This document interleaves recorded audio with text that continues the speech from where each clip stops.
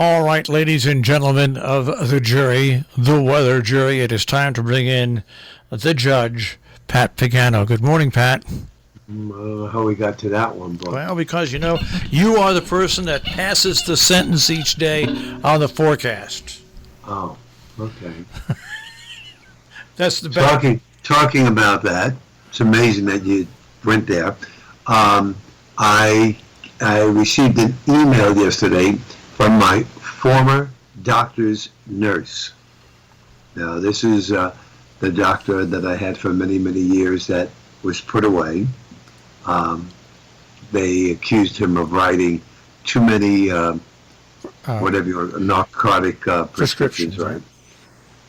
And she told me that she was able to speak to him briefly, crying on the phone because he will not be sentenced until January of 2021. Wow. What I don't understand is how he could be in this detention center for over 2 years without having a sentence. It's unfortunately the way justice goes along. Does he have lawyers fighting it all along the way and everything like that? Yeah, ton of money. Sometimes you think that the lawyer, you hate to say this, that the lawyers stretch this out to make more money, but make more money. I should. That's a wrong thing to say, because that's not really what happens. But it's just that our criminal justice system moves incredibly slow for some people, and the more money and the more power you have, the quicker it moves. Obviously, yeah. I mean, I feel bad for him. I really do. Or just look at this Paul Manafort and all these guys. Right. How long it took, and look at this guy now. The guy was accused with the scam with the wall. Their trial date is not set for until next summer. Until next summer. Yeah, but at least he's not put away. Well, there's the difference, Pat. There, you just hit upon it. There's the difference in having money and not having money. Gotcha. Okay. Well, as far as the verdict goes for today, I'll just call it partly cloudy, 75 to 80. Then cloudy tonight, 60 to 65. We'll have clouds and showers tomorrow, 75 to 80. Variably cloudy Thursday with showers and a thunderstorm, mainly afternoon, mid-80s. Turns partly sunny, less humid on Friday, but it's warm, 80 to 85. And your Saturday and Sunday will be in the 70s with fair skies and low humidity. So we know at least 2/3 of the holiday weekend will be nice. 2/3. We're not sure about Monday. Yeah. All right, 2/3. Well, hey, now a good friend of mine, Charlie Parker, was he said that there was like a little depression that formed off the coast and is heading out to sea. That is correct. Of course, they didn't name it because it's only a depression. It's off North Carolina, and it is moving out. There's another one near Jamaica that's moving toward Honduras, and there's another one along the African coast that is moving west. How about that? West. Yeah, well, that's where they all move. Yeah. They all move west. Go west, young hurricane. Yeah, Go west. Yep. They're in that flow, that easterly flow. So they're tropics, and the 10th is actually the peak of hurricane season. So, they really ramp up as we go toward the middle of the month. There's no doubt about it. And no doubt you probably heard that the Farmer's Almanac is calling for a colder winter, snowier winter. They're calling for a blizzard in February. Yeah. That is not the same thing that I said. Just to clarify, I told you that I expected a superstorm. Why did I call it a superstorm? Because I don't think it's just going to be snow. And we'll see. We'll see who's right. Superstorm. Yeah. Meaning, a very large storm that affects a lot of real estate and tons of precip, but not necessarily all snow. All right. I get that. I get it. Yeah. So that's my thinking. But the Farmer's Almanac, they really went on a limb and went for an outright blizzard. I mean, that's really going out on the limb. But they always go out on the limb like that. Yeah, they do. And I hate to say it, but a lot of times they're right. You know, I kind of wonder who what they're using, but they say it's a secret formula. Well, I don't think it's a secret formula. They're right a lot of times because if 10 years in a row you call for heavy snow and cold and it happens 3 times, people forget the other 7 times and they remember the 3 times. I know Very that true. because of the way I talk about weather. You know, people say, wow, Marshall, he predicted that. Well, sure, when I say something over and over year after year and it finally happens. Right, sooner or later, the probability is with you, right? I'm a hero, you know. Yeah, really. Yeah, absolutely right there. So that's that. I had my hot water heater installed yesterday. So I don't even know if I told you that it broke as of last Friday. So it was cold showers until. So they replaced that yesterday, and that was another $1,700.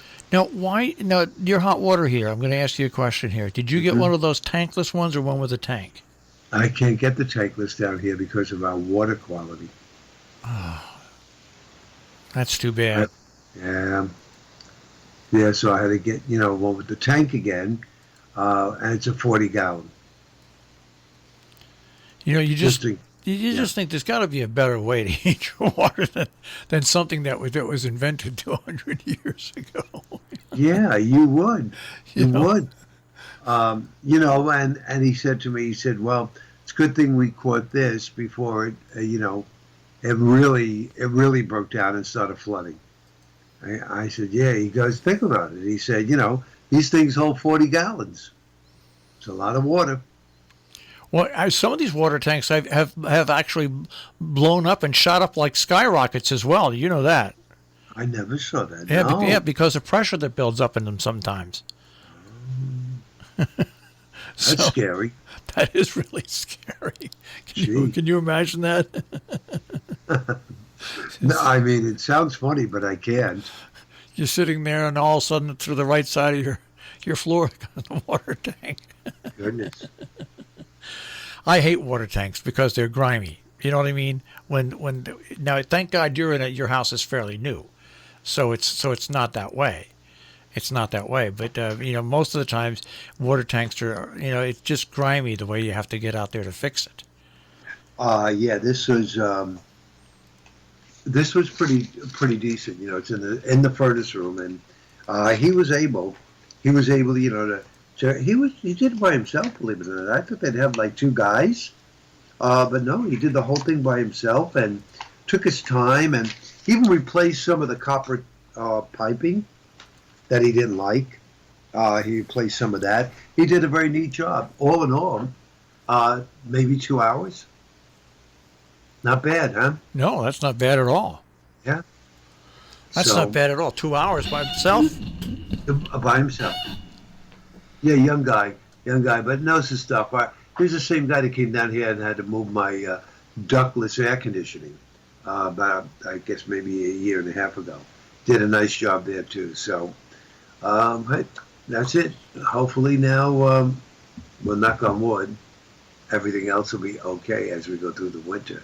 My sister said to me last night, aren't you very nervous going into the fall? I said, why, because of the weather? No. Because of the flu and COVID. I said, I'm no more nervous now than I was in March. Now, did your sister like the house? Oh, yeah, she loved it. She really loved the house, and she said to me, I could see why you don't want to make the trip back and forth to Long Island. And I looked at her, I said, why? She said, well, if it weren't for the bridges, she said, the trip would be so much easier. She said, but because of the bridges, I can see why. Now, they made it here from Long Island, 1 hour and 5 minutes Friday, here, and then home 1 hour and 20 minutes on a Friday. So she said the trip was a lot shorter, but she's not thrilled about the bridges. They didn't go over the Tappan Zee, did they? They did not, no. Okay. No. And, and let's face it, it's costly. Yeah, it is. 2 bridges, I don't know. Well, I guess round trip, it's got to be like $30. Well, the George Washington Bridge is between $12 and $15. Right. Okay. So and each way on the Tri-Bar or whatever they call it, Jackie Robinson. Yeah. 12. So maybe what? Maybe that's another $11. So $23 just for tolls plus your gas. Pretty expensive. Oh well, they got to pay for them somehow. I guess so. Got to keep them. Got to keep them standing somehow.